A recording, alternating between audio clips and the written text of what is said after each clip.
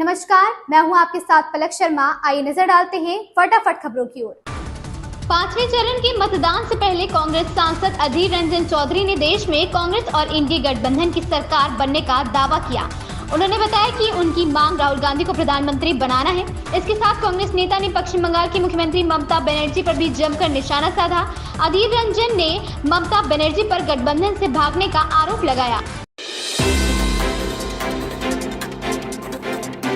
राष्ट्रीय महिला आयोग ने दिल्ली के मुख्यमंत्री अरविंद केजरीवाल के पूर्व निजी सचिव विभव कुमार को शुक्रवार को पेश होने के लिए कहा। महिला आयोग ने मालीवाल के उस मीडिया पोस्ट का स्वतः संज्ञान लिया जिसमें उन्होंने दावा किया है कि वह विभव के मुख्यमंत्री के आवास पर उनके साथ बदसलूकी की। प्रधानमंत्री नरेंद्र मोदी ने गुरुवार को आजमगढ़ में आयोजित जनसभा को संबोधित किया। इस दौरान उन्होंने सपा कांग्रेस के साथ इंडी गठबंधन पर जमकर निशाना साधा। साथ ही सरकार की विभिन्न योजनाओं को लेकर जनता को विशेष जानकारी भी दी। बीच बीच में प्रधानमंत्री मोदी जनसभा में मौजूद लोगों को हंसाते भी रहे। पूर्व केंद्रीय मंत्री व सुल्तानपुर से भाजपा की उम्मीदवार मेनका गांधी ने कहा कि चुनाव में विपक्ष की चुनौती तो है, पर जनता भाजपा के काम पर वोट करेगी। उन्होंने कहा कि जनता जो भी निर्णय लेगी वो सही होगा। उन्होंने कहा कि क्षेत्र में राम मंदिर कोई मुद्दा नहीं है, ये जनता के दिलों में है। जनता विकास के मुद्दे पर वोट देगी। उन्होंने कहा कि प्रधानमंत्री आवास योजना सहित कई नीतियों का जनता को सीधा लाभ मिला है। विपक्ष के लोग जातिवाद करने की कोशिश कर रहे हैं, लेकिन इसका कोई प्रभाव नहीं पड़ेगा। स्वाति मालीवाल से अभद्रता के मामले में बसपा प्रमुख मायावती ने कहा है कि महिलाओं की सुरक्षा, सम्मान और उत्पीड़न पर दोहरा मापदंड नहीं अपनाना चाहिए। उन्होंने कहा कि स्वाति मालीवाल के साथ अभद्रता के मामले में दोषी पर अब तक कार्रवाई नहीं होना गलत है। ऐसे में राज्यसभा के सभापति और महिला आयोग को भी इस घटना का संज्ञान लेना चाहिए।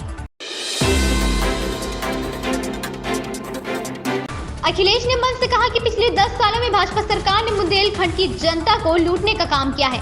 अब जनता भाजपा को रोकने का कार्य करेगी। अखिलेश ने कहा कि भाजपा ने यहां 60 लाख लोगों के भविष्य को अंधकार में डाल दिया है। अखिलेश ने कहा कि अगर अब भाजपा की सरकार आई तो अभी तो फौज की नौकरी 4 साल की हुई है।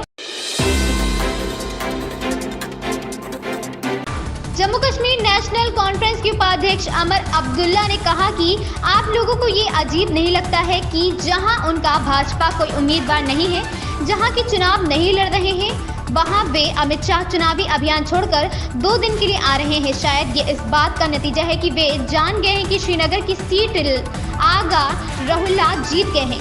नेशनल कॉन्फ्रेंस के नेता अमर अब्दुल्ला ने कहा है कि केंद्र को जमात-ए-इस्लामी पर से प्रतिबंध हटा देना चाहिए ताकि संगठन जम्मू कश्मीर के विधानसभा चुनाव में हिस्सा ले सके। राजद सुप्रीमो और बिहार के पूर्व मुख्यमंत्री लालू प्रसाद यादव ने आज भाजपा पर तीखा हमला बोलते हुए आरोप लगाया कि भगवा पार्टी आरक्षण और लोकतंत्र को खत्म करने पर तुली हुई है। लोकसभा चुनाव प्रचार के बीच सोशल मीडिया पर लालू यादव ने लोगों से बीजेपी को वोट ना देने की अपील की। उन्होंने एक्स पोस्ट में लिखा कि प्यारे देशवासी, सतर्क और सावधान हो जाइए। भाजपा आपका आरक्षण देश का लोकतंत्र और संविधान खत्म करने पर तुल गया है।